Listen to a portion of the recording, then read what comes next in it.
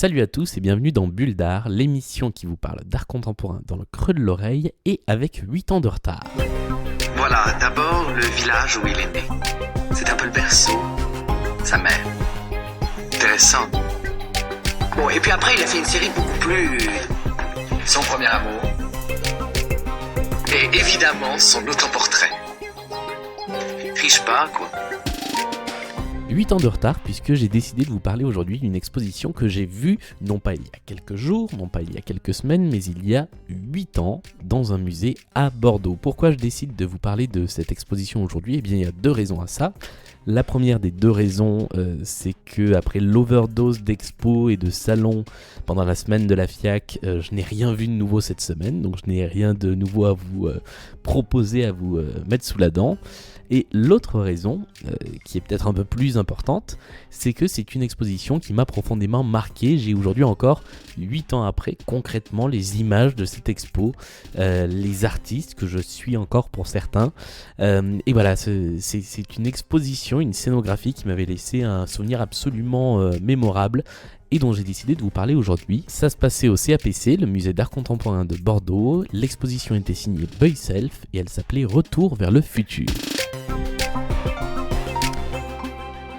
Alors pour vous remettre un petit peu dans le contexte de l'époque, j'étais étudiant à Bordeaux depuis 2 ans, je connaissais bien le CAPC, donc qui est un grand musée d'art contemporain situé sur les quais de Bordeaux dans un ancien entrepôt de denrées coloniales, entre guillemets. Donc on a une petite idée de ce qui se faisait à l'intérieur de cet entrepôt, qui est donc composé d'une grande nef d'une part et puis de tout un tas de galeries.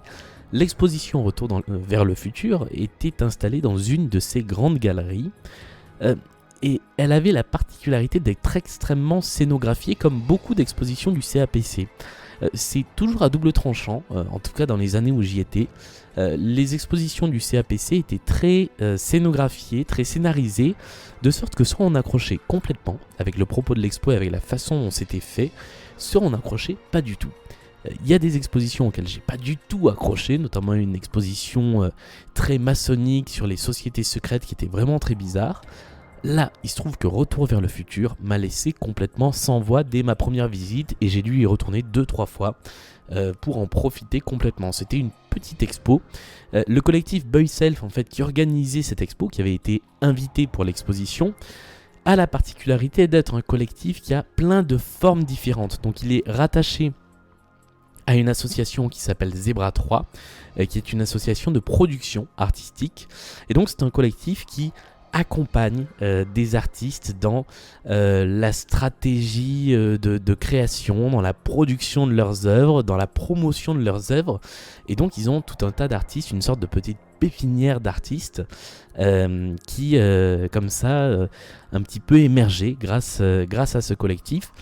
Ils avaient également les artistes qui composaient ce collectif, qui sont au nombre de 3, si je me souviens bien, avaient également leur propre production artistique. Et puis ils avaient la particularité d'avoir développé un catalogue artistique, le catalogue Boy Self, qui se présentait exactement sous les traits d'un catalogue de vente par correspondance, mais qui avait la particularité de ne pas vendre des objets, mais des œuvres, qui avaient l'apparence d'objets, mais qui étaient des œuvres, qui ne servaient à rien, même si, si on feuilletait le catalogue sans s'en rendre compte, on pouvait vraiment imaginer feuilleter le catalogue des 3 Suisses, où vous savez, ces petits catalogues qu'on recevait quand le camion de vente passait 2-3 semaines plus tard, ça avait vraiment cette allure-là, il y avait un côté un petit peu trompeur qui était très amusant.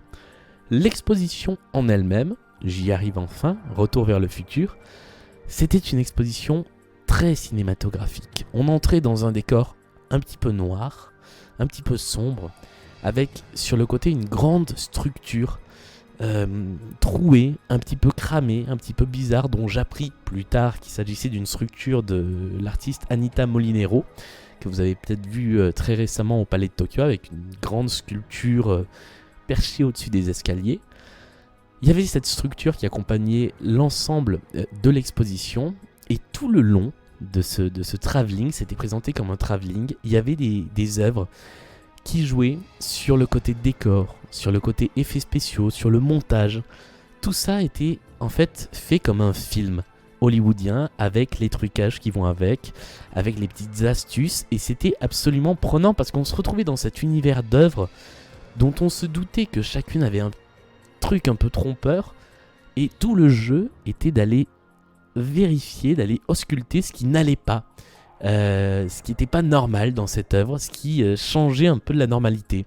Parmi les œuvres marquantes, il y avait par exemple une statue nommée Woody, je vais même pas dire intitulée, je vais dire Woody, nommée Woody, faite par un artiste suisse qui s'appelle Vincent Koller, et qui avait la particularité de ressembler à un petit oiseau en bois, vous savez, de ces petits oiseaux qu'on peut fabriquer sur un banc d'écolier avec 3 allumettes et un bout de bois. Sauf qu'en fait tout était trompeur parce qu'il ne s'agissait pas d'un oiseau enfantin, il s'agissait plutôt d'une statue un petit peu tribale croisée avec un Woody Woodpecker un petit peu sous acide. Et l'ensemble de la statue n'était d'ailleurs pas en bois mais en résine, il y avait donc tout un aspect extrêmement trompeur. Une des œuvres les plus épatantes, c'était un bureau qui s'appelle le Bureau de la Certitude, fait par un artiste qui s'appelle Sylvain Rousseau, et qui était une œuvre toute simple à première vue, c'est-à-dire juste un bureau, une lampe posée sur le bureau, la lampe est allumée et fait donc un rond de lumière sur le bureau.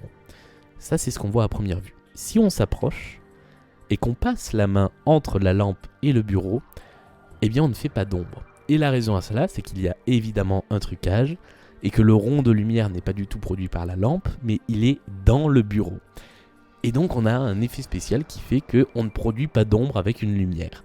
C'est l'exemple type de ce que j'ai aimé dans cette exposition, de tous ces petits trucs qui jouent un peu avec la réalité. Et si vous suivez Bulle d'Art depuis un petit moment, vous savez que les œuvres qui jouent avec la réalité et la fiction me touchent particulièrement. Tout tournait un petit peu autour de ça. Il y a une autre œuvre dont je ne me souviens ni le titre ni l'auteur, mais qui était une photo qui brûlait en permanence. Elle brûlait par le coin, comme une photo qu'on va brûler avec une allumette, sauf qu'en fait le réservoir était dans la photo et que cette photo était une sorte de lampe à huile qui produisait une flamme en continu sans jamais s'arrêter.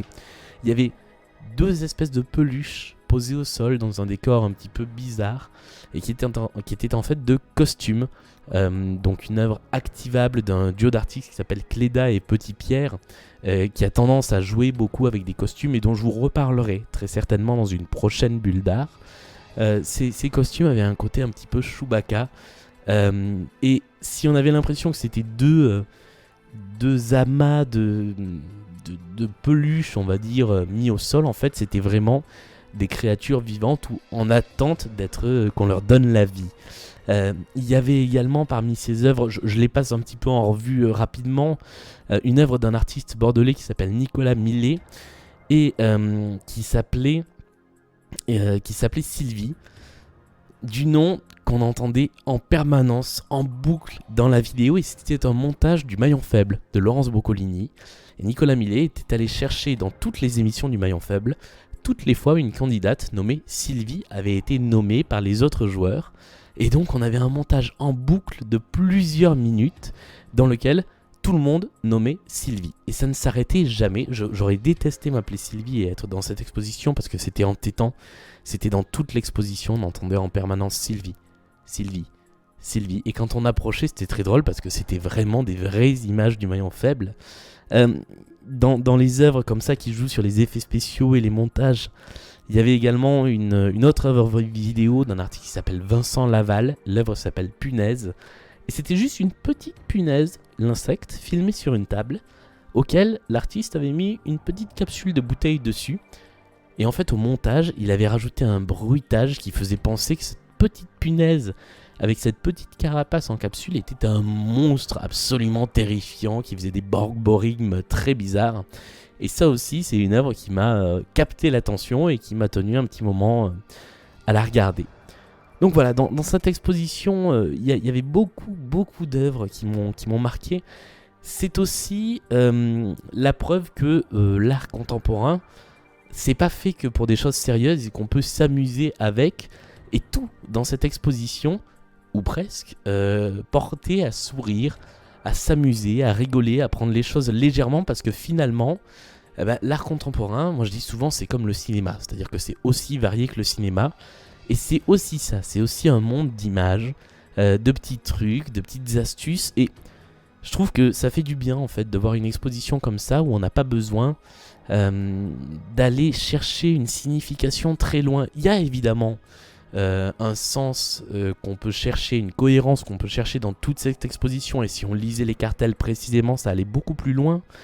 Mais rien que ça, ça permet déjà d'aller voir une exposition et d'en sortir avec le sourire. Et après tout, c'est la première chose que j'aurais tendance à demander à une exposition, c'est qu'on en sorte avec une émotion, qui peut être le sourire, mais qui peut être plein d'autres choses. Et c'est pour ça, je pense que cette expo m'a particulièrement marqué. C'est une des premières expos où je me suis dit, ok, l'art contemporain, on peut se marrer avec, on peut s'en amuser. Et je pense que c'est une façon saine d'approcher ce milieu-là qui est celui très vaste de l'art contemporain.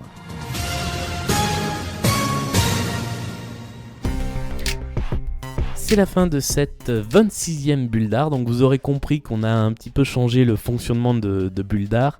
Tous les 5 numéros, donc numéro 25 la dernière fois, ce sera le numéro 30 la prochaine fois, la Big Bulle d'art avec les camarades Alice, Julie et Laure, avec qui on parle d'un grand thème de l'art contemporain. Et entre ça, eh bien, mes petites bulles d'art en 5-10 minutes pour parler d'une œuvre, d'un artiste, d'une expo, voire d'une expo vintage, comme c'était le cas cette fois-ci. N'hésitez pas encore une fois à nous contacter sur les réseaux sociaux, Facebook, Twitter, Instagram, soit sous le nom Bulle d'art, soit sous le nom Bavardage. Laissez-nous des commentaires, des suggestions, et puis n'hésitez pas également à vous abonner au podcast sur iTunes ou sur toutes les plateformes de podcasts existantes. Salut à tous et à la semaine prochaine.